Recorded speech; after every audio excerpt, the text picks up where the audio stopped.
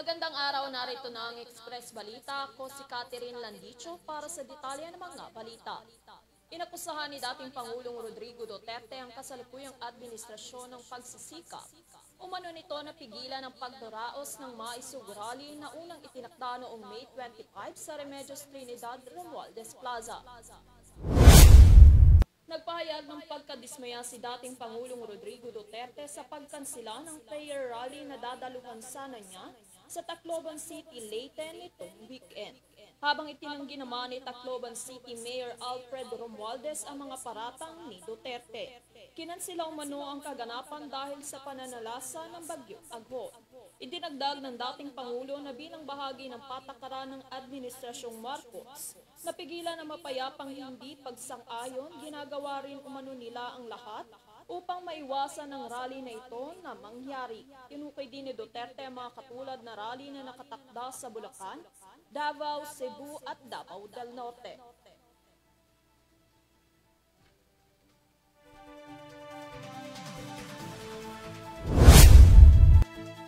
Lumagda sa Memorandum of Understanding ang Department of Health o DOH, Metro Manila Center for Health Development at ang Pasay City Government para gawing Universal Healthcare Integration Site ang lungsod. Ang Memorandum of Understanding sa Pasay City Hall na kinatawan ni Mayor Emmy Calixto Robiano para sa pamahalang lungsod, DOH MMCHD Assistant Secretary Roy Magpantay at Vice President for Regional Office National Capital Region Dr. Bernadette Lico. Sinabi ni Robiano na layunin ng Memorandum of Understanding na suportahan ang programang pangkalusugan ng DOH at mabigyan ng agarang tulong ang mga residente sa pamamagitan ng Universal Healthcare. Dagdag pa nito na dito pumapasok ang kanilang layunin na simula ng buong bansa para sa Universal Healthcare. Nakikisa rin umano ito sa Department of Health at lahat ng tagapagtaguyod ng public health sa pagdadala ng pangangalagang pangkalusugan sa mga tao.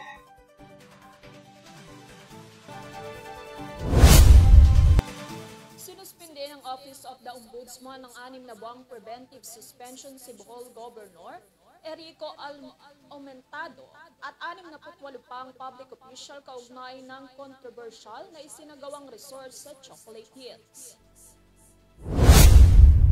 Sinuspinde ng Ombudsman ng 68 opisyal ng lalawigan ng Bohol kabilang na si Governor Erico Aumentado kaugnay ng controversial na resort sa paanan ng Chocolate Hills na Captain's Peak Resorts. Ayon sa Ombudsman, ito ay upang bigyang daan ang investigasyon at masiguro na hindi magagalaw ang mga dokumento o magsisilbing ebidensya.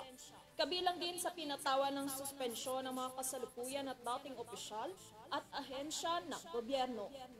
Samantala, tiniyak naman ni Aumentado na patuloy siyang tutulong sa kanyang mga kababayan kahit sa panahon ng suspensyon.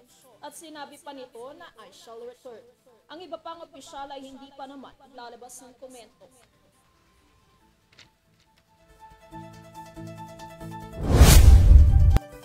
Formal nang tumiwalag si Cebu Governor Gwen Garcia bilang miyembro ng Partido Demokratiko Pilipino Lakas ng Bayan o PDP Laban.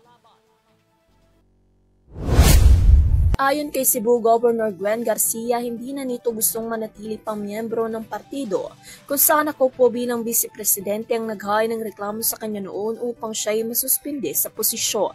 Batay sa sulat ng gobernador ng pamunuan ng partido, inihayag ni Garcia na ang kanyang pagbitiw ay nagugat dahil sa reklamong isinampa laban sa kanya ng kapartido na si Cebu City Mayor Michael Rama. Ang reklamo ay tungkol sa pagpapatigil sa ginagawang Cebu Bus Rapid Transit sa Osmeña Boulevard sa binisidad ng Cebu Provincial Capitol Building. Ngunit iginiit ni Rama sa kanyang reklamo na walang karapatan si Garcia na makialam sa trabaho ng Cebu City dahil sa itong highly urbanized city at dapat malaya mula sa pamahalang panlalawigan ng Cebu. Dahil sa isyu kay Rama, ani Garcia, ang pag-alis niya sa PDP Laban ang makakabuti para sa lahat.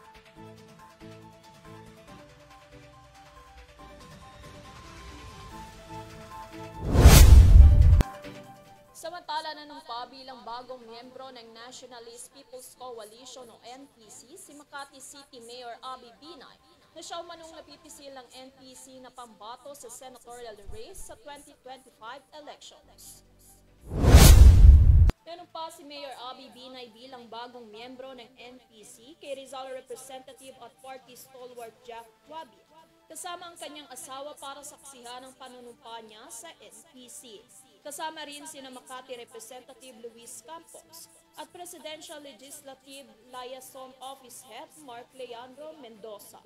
Huling termino na ni Binay bilang alkalde ng Makati at kabilang siya sa mga posibleng maging pangbato ng NPC sa senatorial race sa 2025 elections. Samantala kamakailan ay lumagda ang NPC sa isang kasunduan sa coalition sa Partido Federal ng Pilipinas na pinamumunuan ni Pangulong Marcos.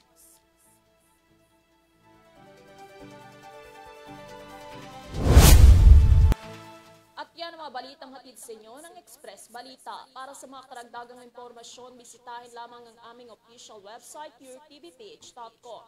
Maaari nyo rin mapanood ang Express Balita at iba pang programa ng UrTV News sa Pinoy Extreme Channel. Muli ako si Catherine Landicho para sa tama at mabilis sa pagbabalita. Ito ang UrTV Express Balita, sumasaludo sa bawat Pilipino.